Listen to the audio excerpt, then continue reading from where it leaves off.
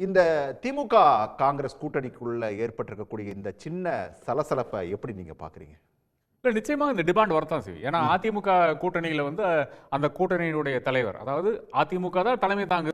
அந்த கூட்டணியினுடைய நிரந்தர பொதுச் செயலாளர் வந்து டெல்லியில் உட்காந்துருக்காரு. அமித்ஷான்னு பேர் அவருக்கு. அவர் வந்து சொல்லியிருக்காரு, கூட்டணி ஆட்சின்னு சொல்லியிருக்காரு. இன்னொருத்தர் விஜய், இப்போ மூன்றாவது ஒரு கூட்டணி அமைந்தால் விஜய் தான் அதுக்கு தலைவர். ஆனால் விஜய் மிக தெளிவாக சொல்லியிருக்காரு, கூட்டணி ஆட்சின்னு சொல்லியிருக்காரு. அப்போ அதே டிமாண்ட் இங்கே வர்றதில் ஒன்றும் தவறல. ஒன்று. ரெண்டாவது வந்து இப்போ காங்கிரஸில் இருக்கின்ற சில நபர்களே வந்து இதை பற்றி பேசிக் கொண்டிருக்கிறார்கள். வெளிப்படையாக வெளிச்சாமியிலிருந்து பிரவீன் சக்கரவர்த்தியிலிருந்து பல நபர்கள் வந்து பல விஷயங்கள் வந்து பேசிக் கொண்டிருக்கிறார்கள். இந்த கூட்டணிக்கு கொஞ்சம் பிரச்சனை கொடுக்க வேண்டும் என்ற அந்த கருத்திலோட கூட பேசிக் கொண்டிருக்கிறார்கள். அதற்கு காரணம் என்னவென்றால் சில பிரச்சனைகள் வந்து இந்த கூட்டணியில் இருந்திருக்கிறது. அதாவது முக்கியமாக ஒரு தருணத்தில் இப்போ நான் முன்னாடி கூட விளக்கியிருந்தேன். முதல்வர் வந்து ஊட்டியில் இருக்கின்ற சமயத்தில் வந்து ஒரு கம்யூனிகேஷன் கேப் வருது.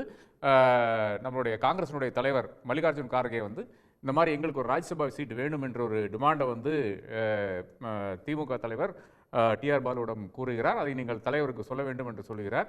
அவர் சொன்னார் இல்லையா என்று எனக்கு தெரியவில்லை. ஆனால் அவர் கூறுகிறார் இந்த மாதிரி சென்னைக்கு வந்துருவார், அதன் பிறகு பேசுகிறேன் என்று சொல்லுகிறார். அதற்குள்ளாலே வந்து அங்கே ஊட்டிலேயே வந்து அறிவிச்சிட்டார். மு.க. ஸ்டாலின் வந்து கமலஹாசன் வந்து அந்த சீட்டை அறிவிச்சிட்டார். ஆனால் அதை பற்றின விளக்கம் இல்லை என்றால் அதை பற்றின ஒரு ரீச் அவுட் காங்கிரஸ் கிட்ட திமுக செய்யவில்லை என்றதுதான் என்னை பொறுத்தவரை வந்து அது அங்கிருந்து ஆரம்பிக்கிற பிரச்சனையாக தான் நான் பார்க்கிறேன். அப்போ இந்த மாதிரி சின்ன சின்ன பிரச்சனைகள், அதாவது இங்கே ஒரு கமிட்மெண்ட் செய்திருப்பாங்க, அந்த கமிட்மெண்ட்டுக்கு ஒரு லாஜிக் இருக்கும், அந்த லாஜிக் எடுத்து சொன்னா போகிறோம், அவ்வளோதான்.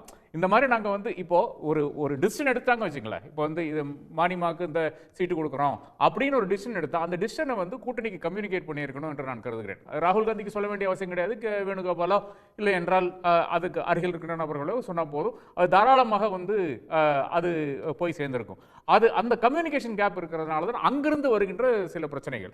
அதன் பிறகு வந்து திமுக இருக்கின்ற 2 தலைவர்கள் வந்து செல்வ பெருந்தகரையை சந்திச்சு செப்டம்பர் 1 வீக்ல சந்திச்சு இது மாதிரி உங்களுக்கு 15 சீட்டு தான் அப்படின்னு சொல்லிட்டாங்க. அந்த 15 சீட்டு தான் என்பது அவங்க பெரிய ஒரு கொந்தளிப்பை வந்து காங்கிரஸ்ல ஏற்படுத்துது. ஆனால் அப்படி இல்லை, அது வந்து நிச்சயமாக ஒரு 20க்கு மேற்பட்ட சீட்டு தான், அது பேசித்தான் முடிவெடுக்கணும் என்ற அந்த விஷயம் வந்து மறுபடியும் திமுக அழுத்தம் திருத்தமாக கூறுகிறது.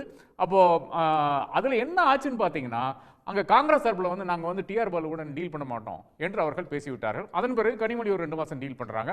அதன் பிறகு பார்த்தீங்கன்னா நம்முடைய சபரீசன் போயிட்டு மறுபடியும் தலைவரை சந்திக்கிறார். இந்த மாதிரி விஷயங்கள்லாம் நடந்திருக்கிறது. அப்போ இதை சரி செய்யும் விதமாக ஒரு ஆஃப்டர் தாட்டாக இன்னும் பல விஷயங்கள் நடந்திருக்கிறது. இதை வந்து ஃபர்ஸ்டே செய்திருக்க வேணும். அதாவது இந்த கம்யூனிகேஷன் கேப் இருக்கிறதுனால மட்டும்தான் இந்த பிரச்சனை இருக்கிறதாக நமக்கு தெரிகிறதே தவிர நிச்சயமாக அதை தாண்டி ஒரு விஷயம் இல்லை என்று நான் கருதுகிறேன்.